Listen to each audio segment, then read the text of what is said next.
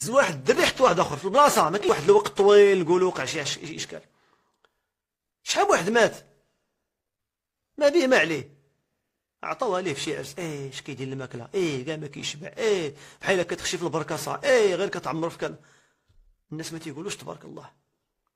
شحال واحد دار التحاليل ما عنده والو، عبر السكر ما عنده والو، عبر الضغط الدم ما عنده والو، دارت الراديو ما عنده والو، السكانير ما عنده والو، ليري ما عنده والو، ولكن كيحس براسو بيتفرقع.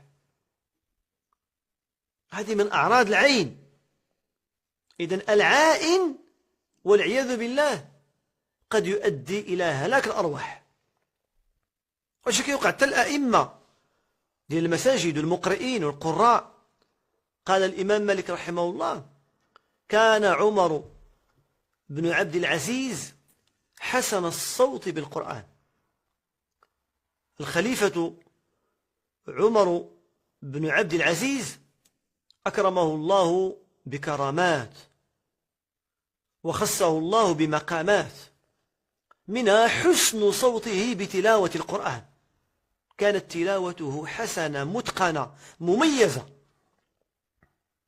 فصلى بالناس يوما في بلاد الشام فأصابته العين.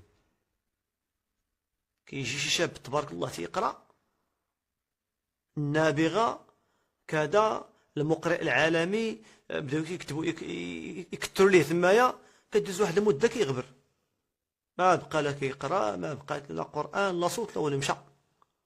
لذلك الإنسان أن يحرص باش يبعد ولادو من الأنظار. بعد ولادك من مواقع التواصل الاجتماعي، وبعدهم من كاع المسائل اللي غتجيب لهم العين البشر، بعدهم، لأن الأطفال تسرع إليهم العين أكثر من الكبار. كما سيأتي معنا، كيجي شي مقرئ في التراويح تيقرا، تلقى شي واحد كيصليت معاه، ما تيطيحش وما تيغلطش، و4 أيام ما عمرو وقف، نهار الخامس كيوقف في المعقول، كيوقف في بلاصتو، ولا يمشي ليه الصوت، ولا يتنسى ليه القرآن. فالعين لها تأثير، لها تأثير. قد يكون تأثيرها على الجسد وقد يكون تأثيرها على الروح.